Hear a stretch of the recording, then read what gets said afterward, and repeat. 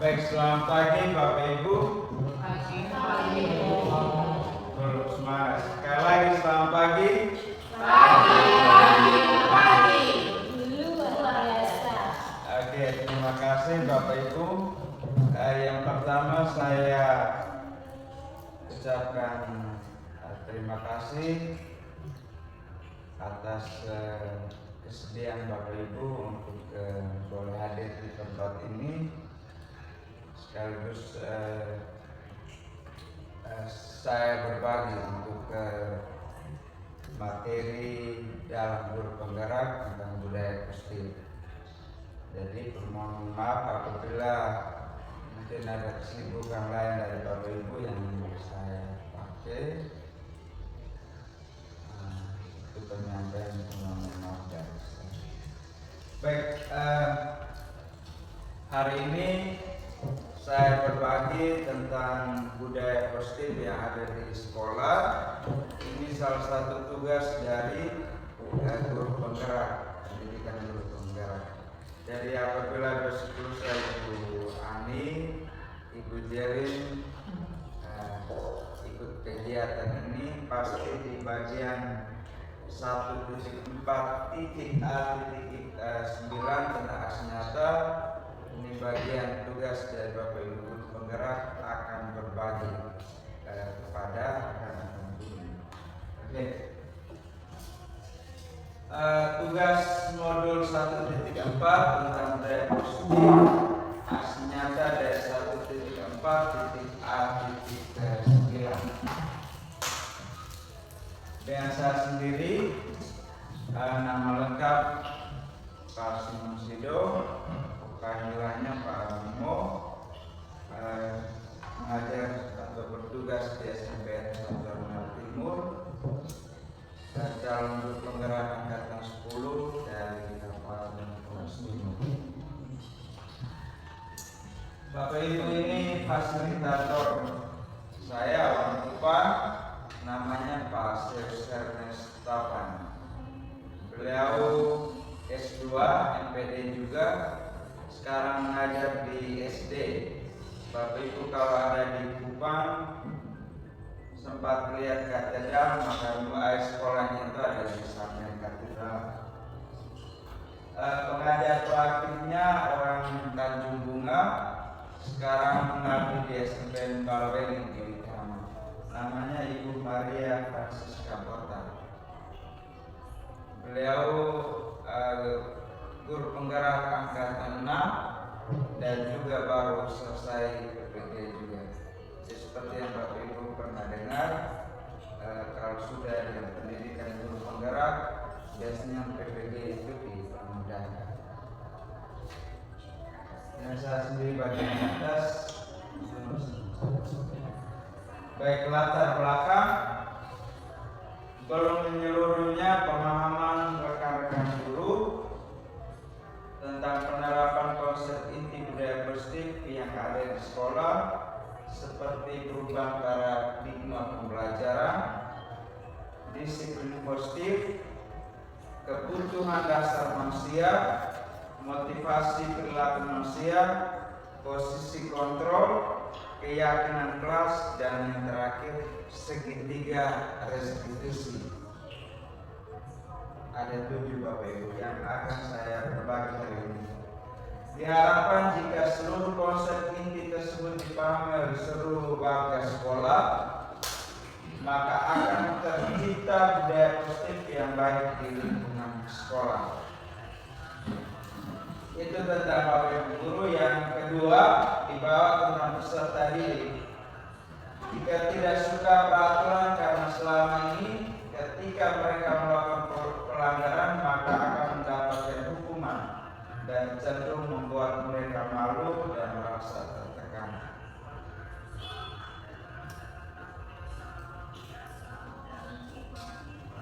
Dari latar belakang, saya mengambil juga 2 tujuan aksi nyata. Yang pertama, menumbuhkan budaya positif di sekolah dengan meyakini nilai-nilai kebajikan yang universal, serta meningkatkan pengetahuan dan pemahaman tentang budaya positif. Nah, tujuan bagi peserta didik agar menciptakan peserta didik yang merdeka dan disiplin diri yang kuat serta terbentuknya motivasi intrinsik. Jadi motivasi intrinsik itu motivasi yang dari dalam diri tanpa ada dorongan dari luar pada peserta didik dengan kekuatan keyakinan keras. Tolak ukur bisa ambil 4 poin. Yang pertama, terlaksananya diseminasi konsep inti budaya positif. Nama lain dari diseminasi itu pengetahuan yang diterima oleh bangsa sekolah, pengetahuan yang luas atau teori. Terbentuknya keyakinan kelas melalui kegiatan kesepakatan kelas yang dilaksanakan bersama dengan wali kelas atau guru dan peserta didik. Poin yang ketiga, peserta didik mampu menerapkan dan menjalankan keyakinan kelas yang sudah dibuat dan disepakati. Dan poin yang terakhir, terlaksananya penyelesaian masalah peserta didik menggunakan penerapan segitiga restitusi. Dan setiap masalah yang anak-anak alami atau anak-anak buat, cara penyelesaiannya dengan terakhir menggunakan segitiga restitusi. Baik, tentu budaya positif ini harus mendapat dukungan dari yang pertama kepala sekolah, rekan-rekan guru, wali kelas, peserta didik, guru BK, sarana prasarana yang dibutuhkan. Yang dimaksud adalah dalam membuat destinasi penerapan budaya positif, keyakinan kelas dan segitiga restitusi. Jadi baik Bapak Ibu, kepala sekolah sampai dengan Bapak Ibu guru BK, kalau semuanya terlibat, saya yakin budaya positif itu pasti kita terapkan di sekolah berjalan dengan baik, karena semuanya itu diterima baik oleh kita semua. Budaya positif sendiri merupakan perwujudan dari nilai-nilai atau keyakinan universal yang diterapkan di sekolah. Budaya positif dapat mendorong murid atau peserta didik untuk mampu berpikir, bertindak, dan mencipta sebagai proses memerdekakan dirinya sehingga murid mampu mandiri dan bertanggung jawab. Ada budaya positif terdiri dari beberapa bagian dan sudah disampaikan ada berapa? 7. Yakni yang pertama perubahan paradigma, yang kedua disiplin positif, ketiga kebutuhan dasar manusia, yang keempat motivasi perilaku manusia, yang kelima posisi kontrol guru, yang keenam keyakinan kelas, dan yang ketujuh segitiga restitusi. Jadi Bapak Ibu, kalau ada dalam waktu singkat ada yang tanya berapa budaya positif yang perlu dijalankan di sekolah, untuk sementara yang akan belajar itu ada 7.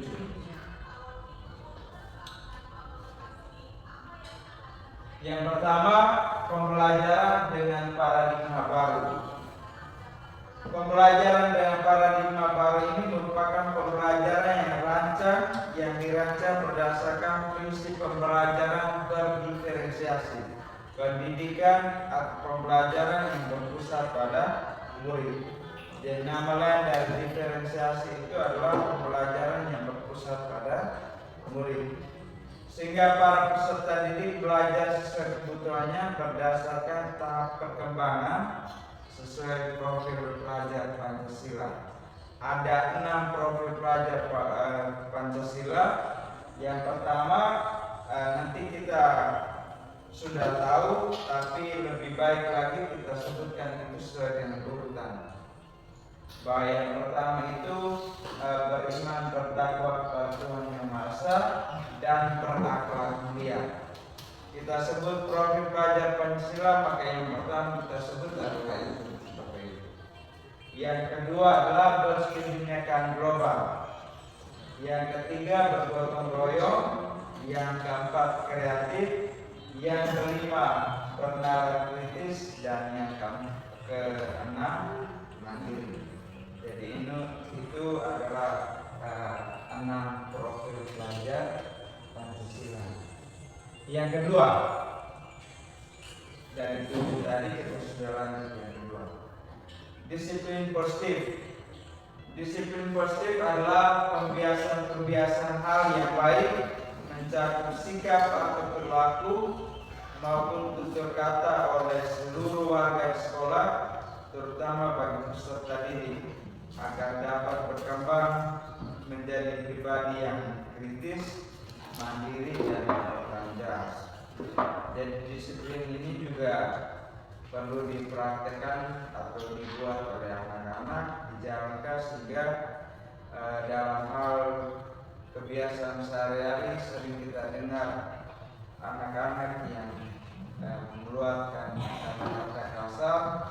Saya yakin Bapak Ibu juga Bapak Ibu juga alami. Saya yang 1 bulan juga sudah sering alami oleh kata-kata dari anak-anak. Sehingga disiplin positif ini kalau kita terapkan, maka saya yakin anak-anak juga boleh berkurang dalam hal ini. Sebagai pendidik, tujuan kita adalah menciptakan peserta didik yang memiliki disiplin diri, sehingga mereka berperilaku mengacu kepada nilai-nilai kebajikan universal dan memiliki motivasi dalam diri menuju perubahan perilaku ke arah yang lebih baik. Yang ketiga, kebutuhan dasar manusia. Kebutuhan dasar manusia merupakan sesuatu yang kita lakukan untuk seluruh tindakan yang kita lakukan dan memiliki tujuan. Semua usaha terbaik yang kita lakukan agar kebutuhan dasar kita terpenuhi dengan baik. Ada 3 kebutuhan dasar manusia. Ada 5. Yang pertama, bertahan hidup. Bertahan hidup yang dimaksudkan adalah makanan, pakaian, tempat tinggal, keamanan, dan kesehatan. Itu salah satu kebutuhan dasar manusia. Yang kedua, kasih sayang dan rasa diterima.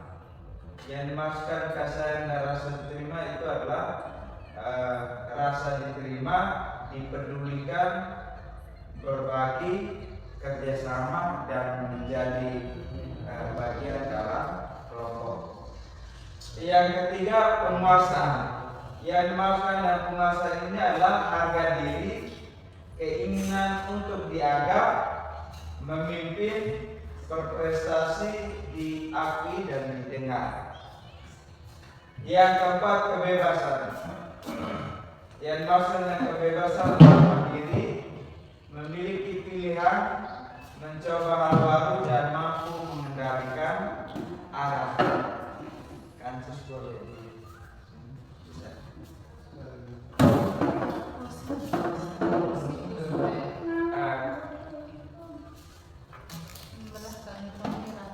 Dan yang terakhir, kesenangan. Yang dimaksudkan kesenangan ini adalah bermain, humor, antusias, dan tertawa. Jadi itu 5 kebutuhan dasar dari manusia.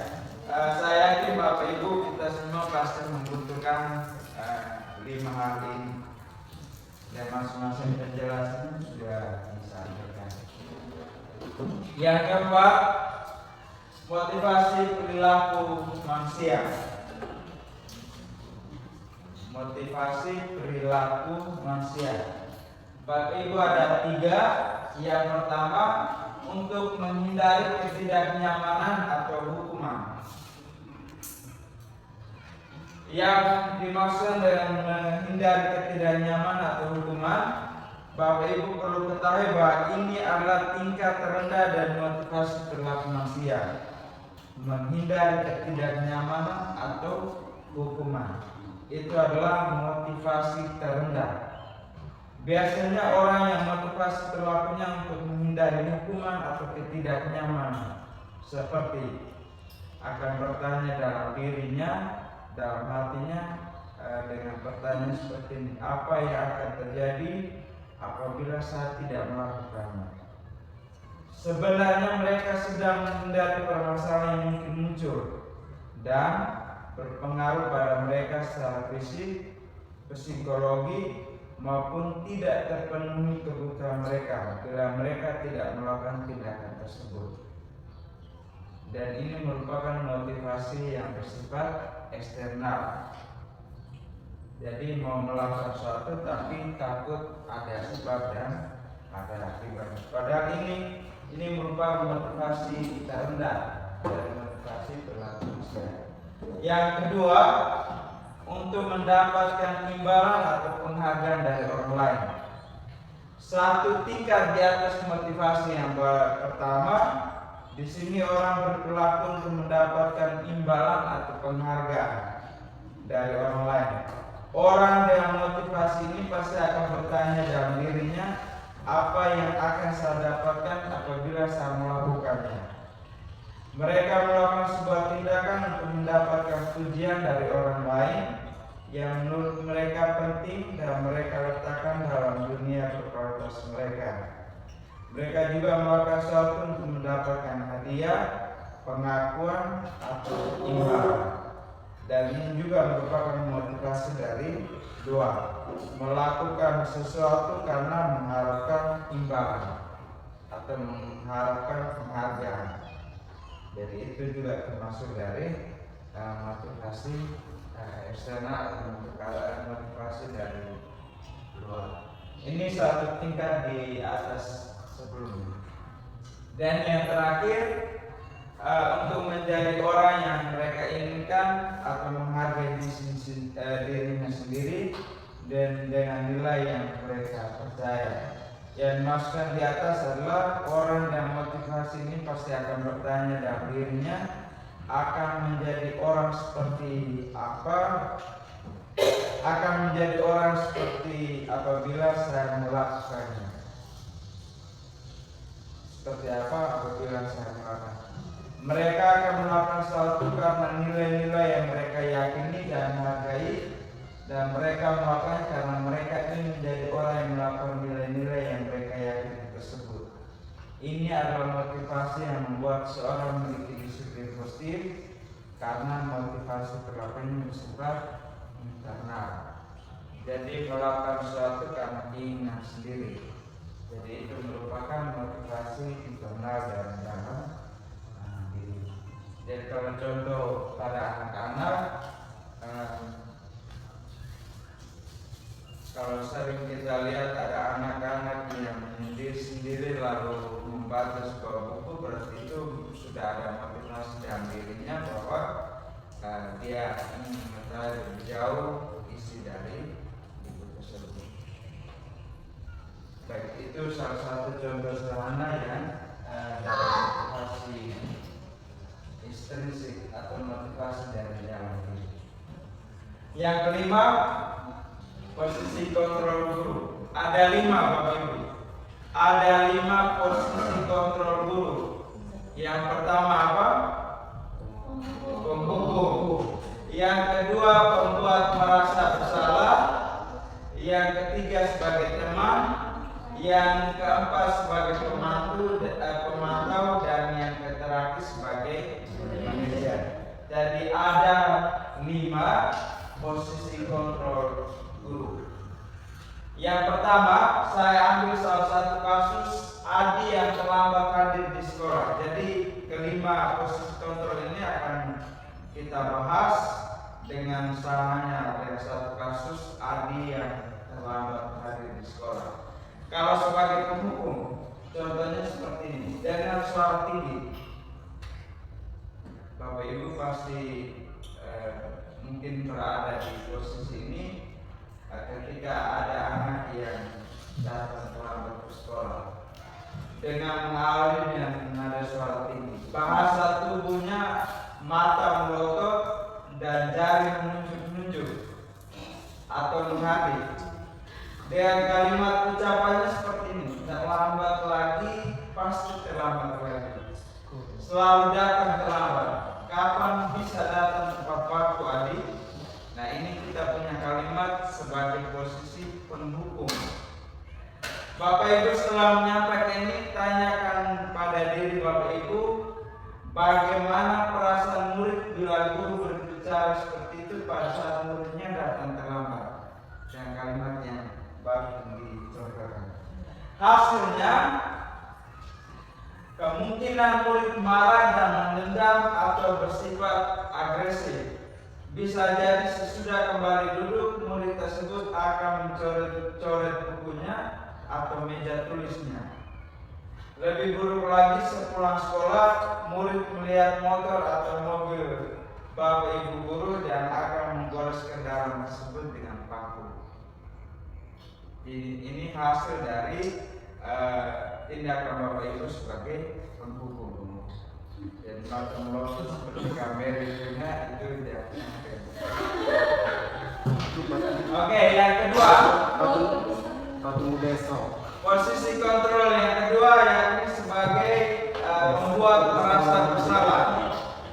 Membuat merasa bersalah ini dengan nada suaranya memelas, halus atau sedih.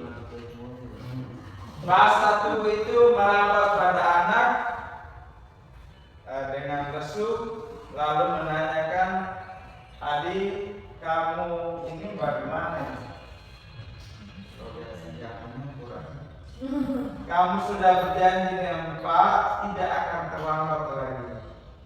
Kamu kenapa ya? Senang sekali mengecewakan Pak. Pak benar-benar kecewa sekali." Nah, ini salah satu contoh sebagai pembuat merasa bersalah. Setelah itu kembali tanyakan pada diri kita Bapak Ibu, ketika kita sudah pada posisi ini, bagaimana perasaan murid bila ditegur dengan cara seperti ini. Hasilnya Bapak Ibu, hasilnya murid akan merasa bersalah. Bersalah telah mengecewakan ibu atau bapak gurunya.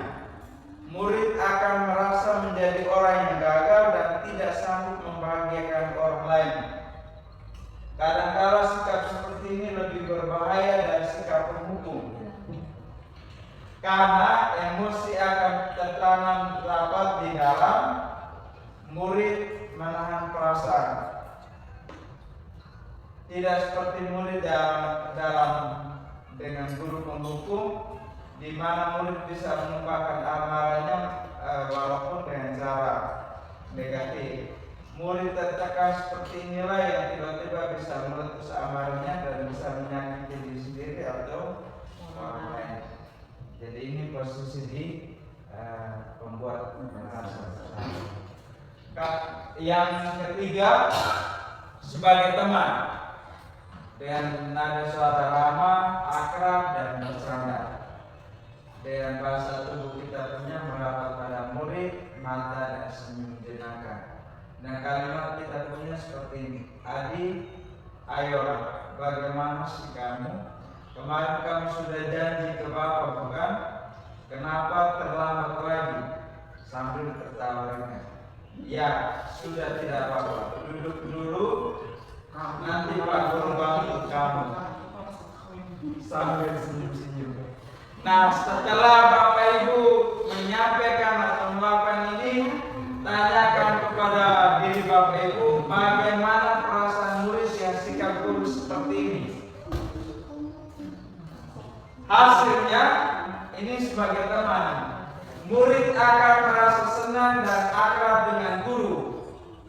Ini termasuk dampak yang positif, hanya saja di sisi negatif murid menjadi tergantung pada guru tersebut. Bila ada masalah, dia merasa bisa mengandalkan guru tersebut untuk membantunya. Akibat lain dari posisi teman, adik hanya akan berbuat sesuatu bila yang menyuruhnya adalah guru tersebut, dan belum tentu berlaku yang sama dengan guru atau orang lain. Jadi ini sebagai teman. Yang keempat, sebagai pemantau dengan nada suara datar, bahasa tubuh yang formal, dengan bertanya seperti ini, "Adik, tahukah kamu jam berapa kita memulai? Tahukah kamu terlambat 15 menit? Apakah kamu sudah mengerti konsekuensi yang harus dilakukan bila terlambat? Paham Pak, saya harus tinggal kelas pada jam istirahat nanti dan mengerjakan tugas ketertinggalan saya. Ya benar, pada saat jam istirahat kamu harus tinggal di kelas untuk menyelesaikan tugas yang tertinggal. Saya tunggu. Setelah Bapak Ibu pada posisi ini, tanyakan kepada diri Bapak Ibu bagaimana perasaan murid diperlakukan seperti ini. Hasilnya, murid memahami konsekuensi yang harus dijalankan karena telah melanggar salah satu peraturan sekolah. Guru tidak menunjukkan suatu emosi yang berlebihan, menjadi marah atau membuat merasa berbuat salah. Murid tetap dibuat tidak nyaman, yaitu dengan harus tinggal kelas pada waktu jam istirahat dan mengerjakan tugas. Guru tetap harus memantau murid pada saat mengerjakan tugas di jam istirahat, karena murid tidak bisa ditinggal seorang diri. Yang terakhir, Bapak Ibu, di posisi manajer dengan suara tulus, bahasa tubuh tidak kaku, mendekat ke murid lalu bertanya, "Adik, apakah kamu mengetahui jam berapa sekolah dimulai?" Adik menjawab, "Tahu Pak, saya setuju." "Ya, jadi kamu terlambat. Kira-kira bagaimana kamu akan memperbaiki masalah ini?" Adik menjawab, "Saya bisa menanyakan teman saya Pak untuk mengerjakan tugas yang tertinggal." "Baik, itu bisa dilakukan. Apakah besok akan ada masalah untuk kamu agar bisa hadir tepat waktu ke sekolah?" Adi menjawab, "Tidak Pak, saya bisa hadir tepat waktu." Guru balas balik, "Baik, saya hargai usahamu untuk memperbaiki diri." Pada posisi yang Bapak Ibu buat seperti ini, bagaimana perasaan murid diperlakukan? Hasilnya, pada posisi manajer, maka suara guru sebaiknya tulus, tidak perlu marah, tidak perlu meninggalkan suara, apalagi menunjuk jari ke murid. Berkaca pinggang atau bersikap seolah-olah menyesal, tampak sedih sekali atau perbuatan murid, ataupun bersenda gurau menempatkan diri sebagai teman murid. Fokus pada murid, bukan untuk membahagiakan guru atau orang tua. Murid sudah mengetahui adanya suatu masalah. Bila guru mengambil posisi pemantau, guru akan melihat apa konsekuensinya, apa peraturan. Namun pada posisi manajer, guru akan mengembalikan tanggung jawab pada murid untuk mencari keluar permasalahan. Dari masalah posisi manajer ini, dari masalah yang anak-anak buat, mereka sendiri menyadari dan mereka sendiri juga memperbaiki. Baik Bapak Ibu, dari 5 posisi kontrol ini, pasti yang terbaik yang perlu dilakukan oleh Bapak Ibu adalah posisi manajer. Bapak Ibu membuat siswa sendiri merasa bersalah, mengetahui masalahnya, lalu menemukan sendiri solusi. Baik, sedikit pertanyaan dari Bapak Ibu yang sudah ikuti tadi. Ketika ada kalimat seperti ini, "Saya kecewa sekali sama kamu." Ini menurut Bapak Ibu ada di posisi kontrol mana? Boleh dijawab sekarang. "Saya kecewa sekali sama kamu." Ini posisi kontrol apa itu? Ini bahasan materi yang diberikan sebagai pembuat merasa bersalah. Oke, pertanyaan yang kedua, kamu tidak benar-benar melakukannya. Ini posisi kontrol apa di sini? 1, 2.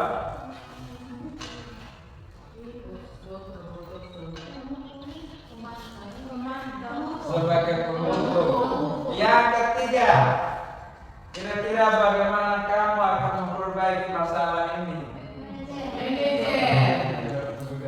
Oke, jawabannya manajer, betul. Yang berikut, ayolah lakukan demi Bapak Ibu. Ini sebagai apa posisi Bapak Ibu? Ini sebagai Manajer.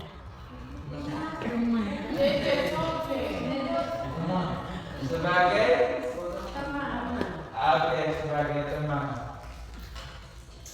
Yang terakhir, kamu terlambat 15 menit. Apakah kamu sudah mengerti konsekuensi yang dilakukan? Sebagai apa? Pemantau. Oke, kita lihat jawabannya.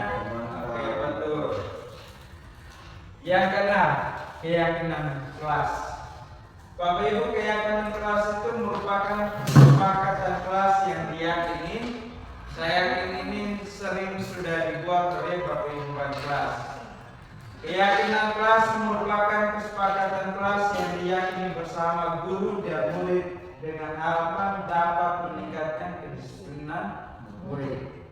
Jadi dari pengalaman kita dengan adanya keyakinan kelas atau kesepakatan kelas, murid diarahkan untuk tertib berdasarkan kesepakatan kelas yang ada. Keyakinan kelas itu berupa pernyataan universal dibuat dalam bentuk positif. Bapak Ibu harus perhatikan, dibuat dalam bentuk positif, bersifat abstrak. Keyakinan kelas sebenarnya tidak terlalu banyak atau kalimatnya tidak terlalu banyak, sehingga mudah diingat dan dipahami semua warga kelas. Ikut berkontribusi dalam pembuatan keyakinan kelas lewat keinginan mengutamakan pendapat. Pastikan keyakinan kelas yang dibuat bersama guru dan anak-anak itu lewat keinginan anak-anak dan disepakati dalam kelas. Bapak Ibu, ini contoh keyakinan. Baik Bapak Ibu, kesempatan kali ini saya akan memberikan contoh video. Saya akan putar video dari membuat keyakinan kelas bersama dengan anak-anak kelas 8D yang ada di ruangan kelas Bapak Ibu. Saya boleh putar videonya untuk Bapak Ibu boleh.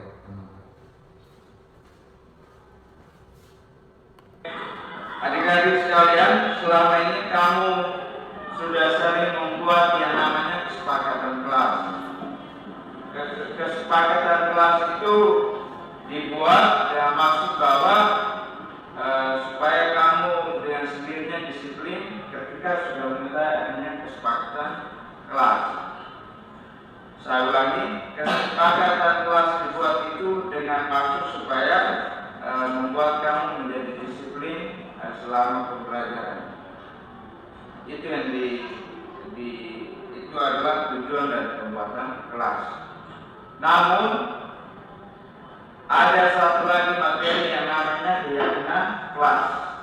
Hampir sama maksud dari kesepakatan kelas atau keyakinan kelas. Kita lihat perbedaan antara kesepakatan kelas dan keyakinan kelas. Keyakinan kelas itu merupakan kesepakatan kelas yang diyakini. Saya ulangi, keyakinan kelas itu kesepakatan kelas yang diyakini bersama guru dan murid dengan harapan dapat meningkatkan kedisiplinan murid. Keyakinan kelas itu berupa pernyataan universal dibuat dalam bentuk positif dan bersifat abstrak. Jadi bentuk positif itu yang maksudnya hilangkan kata jangan, hilangkan kata tidak, hilangkan kata tidak perlu diulang.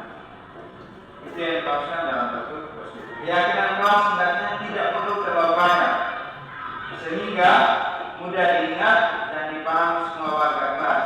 Ikut berkontribusi dalam pembuatan keyakinan kelas lewat keinginan mengutamakan pendapat. Jadi semua kesepakatan kelas sampai dengan keyakinan kelas itu merupakan pendapat dari siswa. Oke, kita boleh mulai. Contoh, adik-adik pernah buat kesepakatan kelas dengan Bapak Ibu guru. Boleh kembali lagi kita buat di dalam kelas ini. Boleh menyampaikan tepat apa saja contoh dari kesepakatan kelas. adik-adik bisa memberikan pendapat dari kesepakatan kelas yang akan disebut. Nanti sebentar kita pilihkan keyakinan kelas yang lebih singkat dan kalimatnya lebih positif. Oke, kesepakatan kelas dari pengalaman yang pernah sudah kita buat atau pernah buat yang pakai guru lain, boleh adik-adik bisa menyebutkan.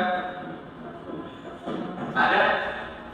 Menjaga kebersihan di dalam kelas. Oke, menjaga kebersihan di dalam kelas. Nanti contohnya begini, sebentar mungkin sampai belakang, tapi dalam keyakinan kelas kita bisa bersingkat lagi. Oke, yang kedua ada? Tidak boleh terlambat. Tidak boleh terlambat. Tidak boleh terlambat. Oke, ada lagi? Tidak menggunakan kata-kata. Tidak menggunakan kata kasar. Ada lagi? Jangan pukul teman. Jangan pukul teman. Jangan pukul teman saat pembelajaran. Jangan pukul teman. Teman saat pembelajaran. Saat pembelajaran. Oke, yang kelima ada lagi? Berseragam rapi. Berseragam rapi saat pembelajaran. Oke. Pembelajaran. Ada lagi? 6. Tidak boleh lalai dalam Tidak boleh lalai dalam mengumpulkan tugas. Ada lagi? Tidak boleh nakal. Tidak boleh nakal. Tidak boleh nakal. Ada lagi? saya Pak menghargai teman-teman yang berbeda agama. Menghargai teman yang berbeda agama. Di dalam sini ada berapa agama? Iya. Iya. Agama apa saja?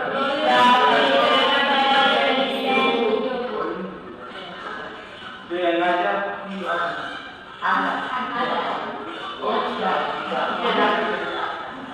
Menghargai teman yang Berbeda agama. berbeda agama.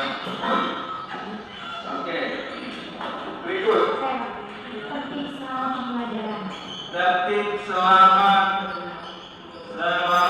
pembelajaran. Ada lagi? Kerjasama dalam kelompok. Hah?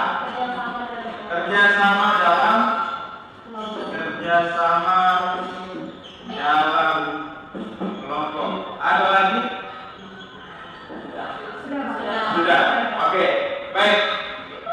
Adik-adik sekalian perlu bacakan kembali. Ini merupakan kesepakatan kelas yang kita buat di dalam kelas. Yang pertama, bacakan kembali menjaga kebersihan di dalam kelas. Tidak boleh terlambat, tidak menggunakan kata-kata kasar, jangan pukul teman saat pembelajaran, berseragam rapi saat pembelajaran, tidak boleh lalai, dalam menentukan tugas, tidak boleh terlambat, tidak boleh nakal, menghargai teman yang berbeda agama, tertib selama pembelajaran, kerjasama dalam kelompok.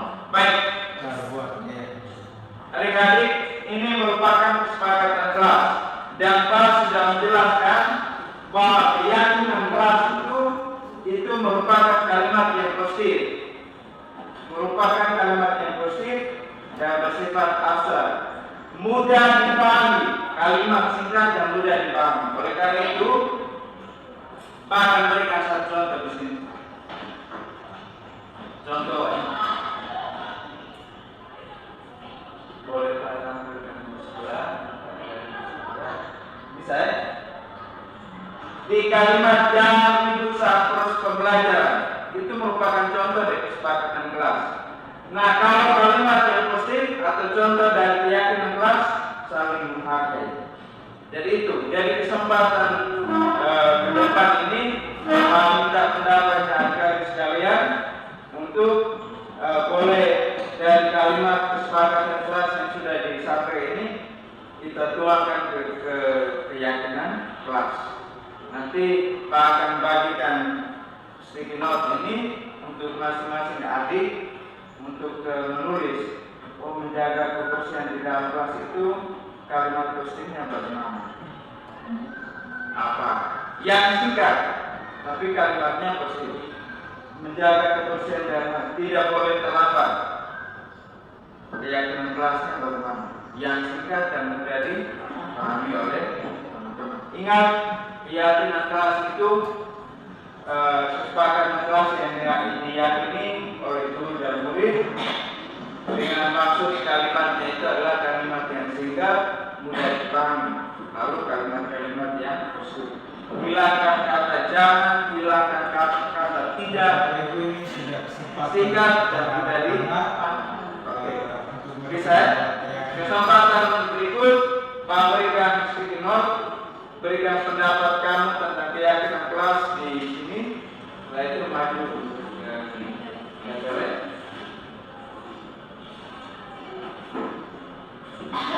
Boleh ada yang digunakan video, boleh ada.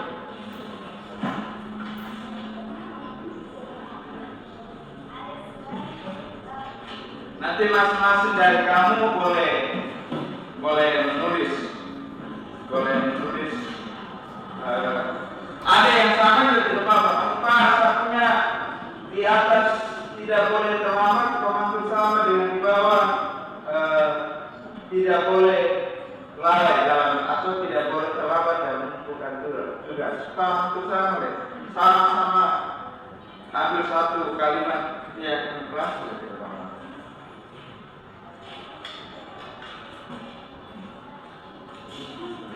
Ada pun dan nomor pertama berapa?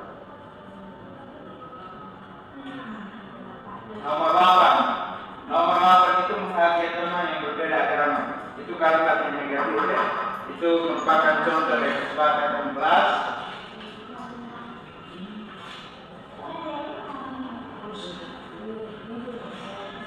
Ada lagi pendapat yang punya HP? Ada siapa? Boleh Pak.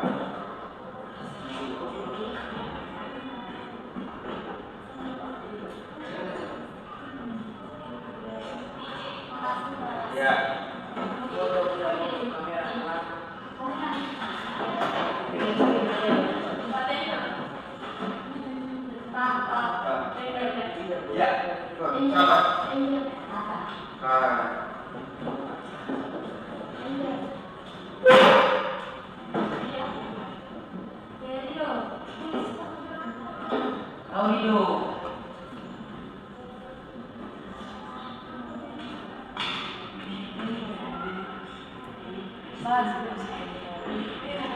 Boleh.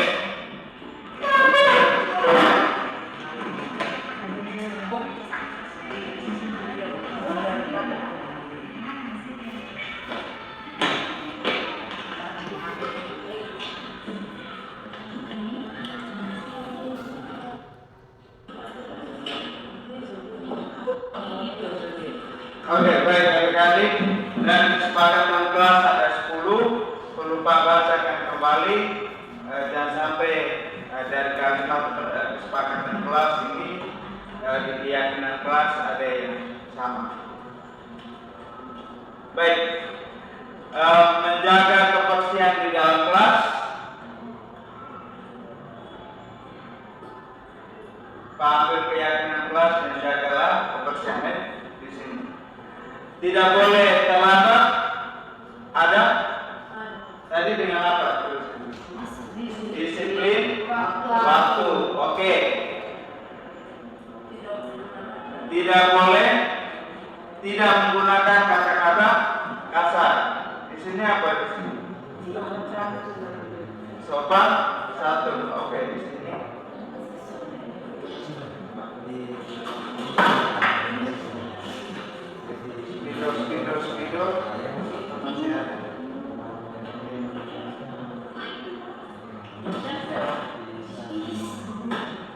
keyakinan kelas. Poin pertama, keyakinan kelasnya apa? Jagalah kebersihan. Poin yang kedua, disiplin waktu. Yang ketiga, sopan santun. Oke. Yang keempat, jangan pukul teman saat pembelajaran. Apa yang kedua? Saling menghargai. Oke. Berseragam rapi saat pembelajaran. Apa di sini? Berseragam sesuai ketentuan. Berseragam sesuai ketentuan. Yang keenam apa? Tidak boleh terlambat dan membuka tugas. Ya, tidak boleh lalai. Tidak. Kita masuk dalam apa? Disiplin waktu. Oke. Kita lanjut. Tidak boleh nakal. Saling menghargai. Oke. Menghargai teman yang berbeda agama. Saling menghargai. Tertib selama pembelajaran.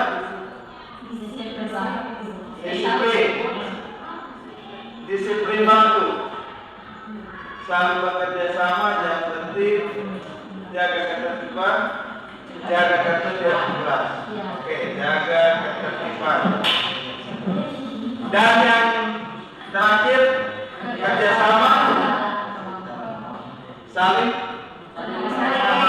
juga. Oke. Baik adik-adik, dengan demikian kita sudah menghasilkan keyakinan kelas. Dari kesepakatan yang disampaikan ada 10, keyakinan kelas yang kita hasilkan ada 6. Di sini kalimatnya lebih panjang, di sini kalimatnya lebih singkat atau lebih pendek, mudah dipahami oleh kita semua. Baik, dengan demikian Pak perlu menegaskan kembali keyakinan kelas ini yang akan perlu kita buat selama pembelajaran. Perlu kita disiplinkan supaya keyakinan kelas ini tertanam dari kita punya, sehingga kita lebih positif atau lebih disiplin dalam proses pembelajaran. Itu saja yang Pak sampaikan materi kita pada kesempatan ini. Sekali lagi terima kasih banyak dan selamat pagi. Yang terakhir, segitiga restitusi. Segitiga restitusi, Bapak Ibu boleh lihat gambarnya, modelnya seperti ini. Yang pertama itu boleh saya jelaskan teman-teman dulu. Segitiga restitusi itu merupakan suatu proses untuk menciptakan kondisi murid untuk memperbaiki kesalahan mereka. Ini di posisi manajer tadi. Sehingga mereka bisa kembali pada keyakinan kelas dan menumbuhkan budaya positif dalam diri. Ada 3 segitiga restitusi. Yang pertama, menstabilkan identitas. Yang kedua, validasi tindakan yang salah. Dan yang ketiga, menanyakan keyakinan. Contoh konkret yang saya buat seperti ini. Posisinya di saya, lalu saya mendapatkan laporan dari wali kelas, Tasya sudah terlambat 3 kali dalam minggu ini. Contoh kasusnya. 3 restitusi itu kita terapkan di saat ini. Yang pertama, menstabilkan identitas. Contohnya seperti apa? Sebagai manusia terlambat itu sesuatu yang wajar. Boleh saya sampaikan kepada adik Tasya melalui cara menstabilkan identitas. Baik adik Tasya, sebagai manusia terlambat itu wajar. Bukan hanya ada Tasya saja, tapi Bapak Ibu juga pernah terlambat. Nah itu kita cara kita untuk menstabilkan identitas. Cara yang kedua, validasi tindakan. Contohnya, sebagai seorang siswa harus memahami disiplin waktu. Jadi ini validasi tindakan. Apakah Anastasia menyadari tentang kelalaian atau hal yang dibuat oleh Anastasia? Pasti dia menjawab bahwa dia memahami. Jadi di situ peran kita adalah sebagai seorang siswa harus memberikan pemahaman kepada dia bahwa tata tertib dari sekolah itu perlu dia jalani. Dan yang terakhir, menanyakan keyakinan. Contoh menanyakan keyakinan di sini adalah disiplin waktu. Bapak Ibu pasti sudah pernah membuat keyakinan kelas bahwa di dalamnya ada isi tentang disiplin waktu. Anak-anak harus mengikuti pembelajaran mulai dari awal sampai akhir. Itu sudah dibuat. Dengan seperti itu, Bapak Ibu boleh mengulang kembali kepada Anastasia, lalu yang sudah disepakati dan Anastasia berjanji untuk tidak melakukannya lagi. Itu contoh Bapak Ibu pada posisi menanyakan keyakinan, bahwa keyakinan kelas yang sudah dibuat, Anastasia menyadari itu dan berjanji untuk tidak melakukannya lagi. Jadi peran segitiga institusi itu Bapak Ibu harus lakukan. Jangan sampai anak datang langsung ditunjuk, langsung posisikan anak sebagai penghukum atau merasa bersalah. Tidak. Harus langkah pertama yaitu menstabilkan identitas. Tenangkan suasana, membuat anak-anak sudah merasa nyaman berkomunikasi dengan Bapak Ibu. Setelah itu baru boleh kita lanjutkan tahap berikut. Di situ saya yakin masalah yang dibuat oleh anak menyadari itu, dan anak sendiri yang akan memperbaiki kesalahan itu.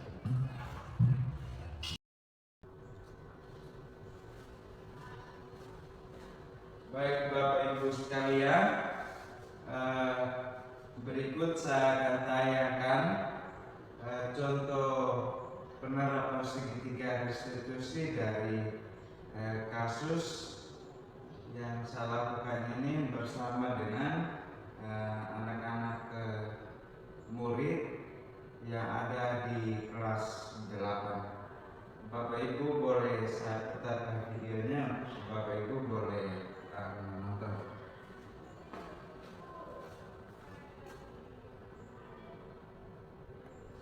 Baik, selamat pagi adik. Baik, pagi ini Pak panggil untuk datang di ruangan ini karena ada maksud bahwa Pak dengar dari kelas dalam minggu ini ada proses apa betul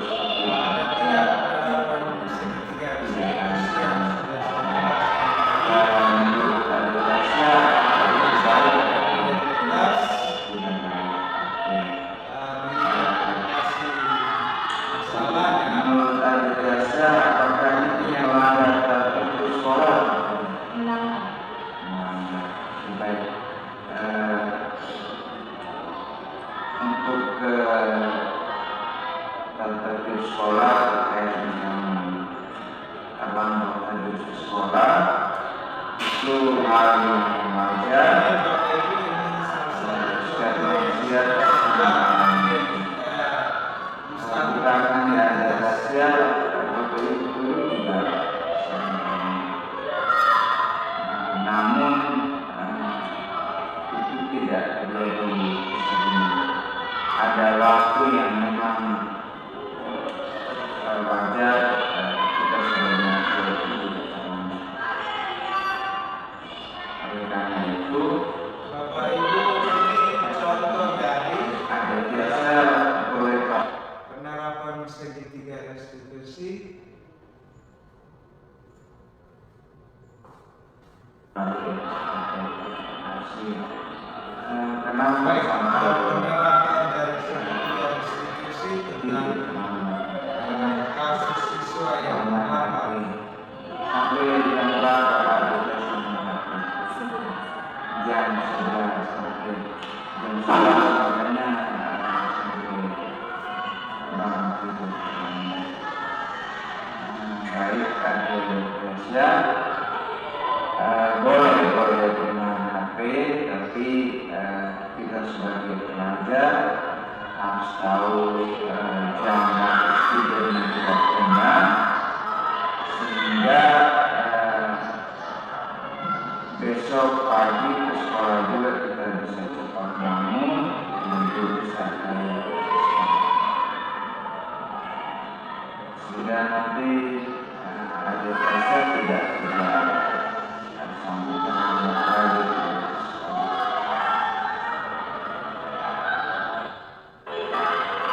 Baik, itu saja yang kita sampaikan.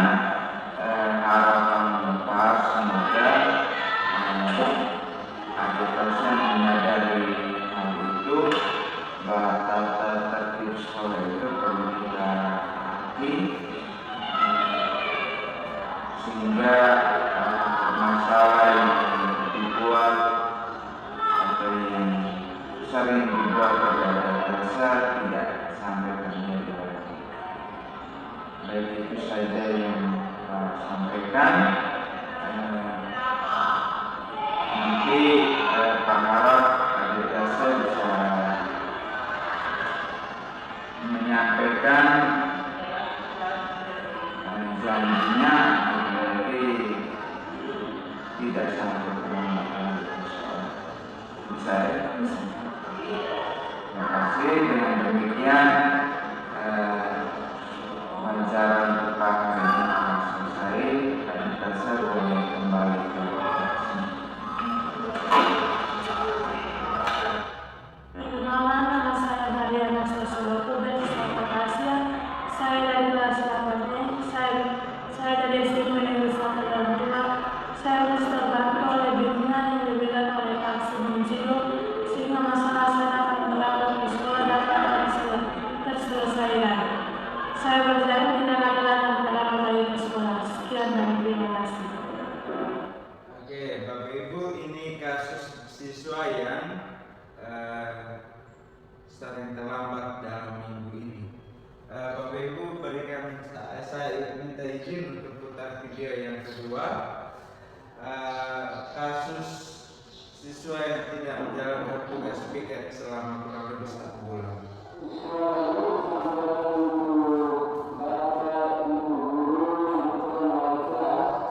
hadirannya di ruangan ini. Pak panggil hari ini ke ruangan ini karena ada maksud. Yang paling ada jelas bahwa dalam bulan ini, kurang lebih 1 bulan ini, sudah 4 kali Adelon tidak menjalankan tugasnya sebagai PKK. Apa betul seperti itu? Baik. Menurut Adelon, apakah itu baik atau tidak? Tidak baik. Tidak baik. Oke. Terkait tentang tugas piket ini, seharusnya Adelon sudah menyadari bahwa ini sudah dibuat kesepakatannya bersama dengan kelas, sudah diatur bersama dengan balik kelas, mulai dari semester awal semester itu, sehingga tentunya Adelon sudah tahu bahwa ketika Adelon tidak menjalankan tugas piket, tentu akan banyak beban tugas pada teman-teman yang paham itu, teman-teman yang bersama Elon pikirkan hari itu. Bapak Ibu, ini contoh dari mitigatif masalah. Itu mungkin Pak boleh tahu kenapa Elon tidak menjalankan tugas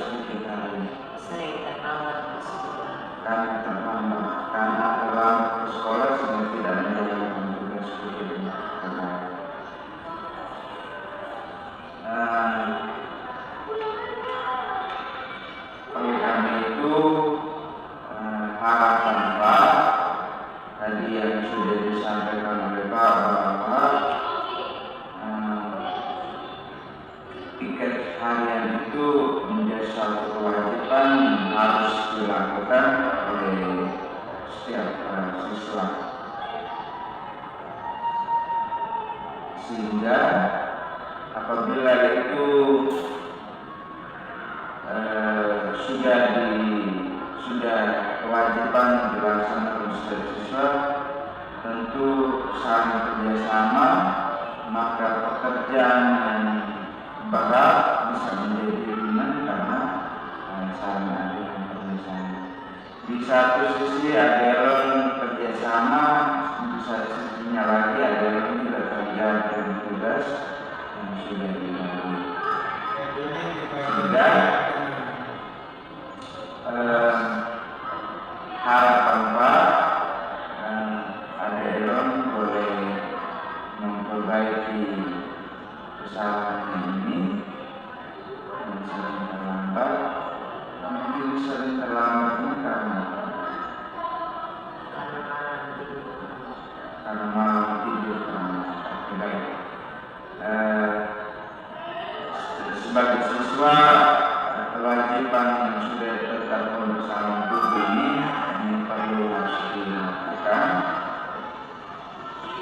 sehingga dengan sering terlambat ada yang bisa ada. Baik, dengan demikian wawancara kita ini telah selesai.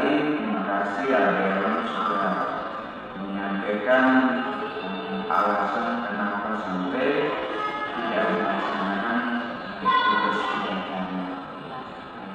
Terima kasih Adelo. Selamat pagi, boleh kembali.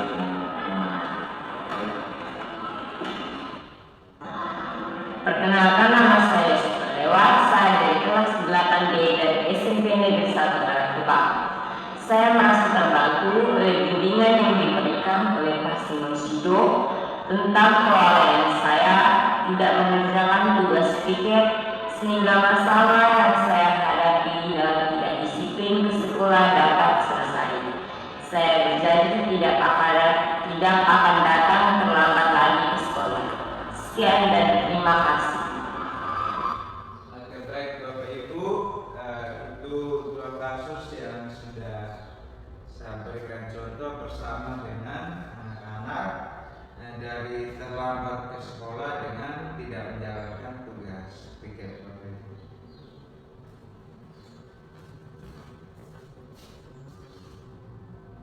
Itu saja materi budaya positif dari saya. Ada berapa Bapak Ibu? Ada berapa budaya positif? 7. Boleh kita sebutkan satu-satu yang terakhir. Yang pertama,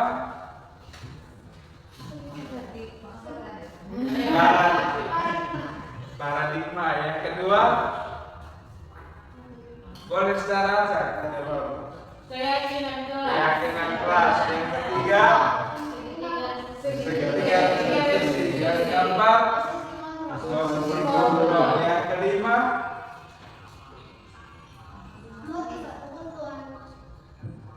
kebutuhan dasar manusia. Yang keenam, motivasi perilaku manusia. Dan yang ketujuh terakhir, disiplin. Baik, Bapak Ibu, sekian dari materi dari saya. Terima kasih sekali lagi. Salam sehat dan bahagia.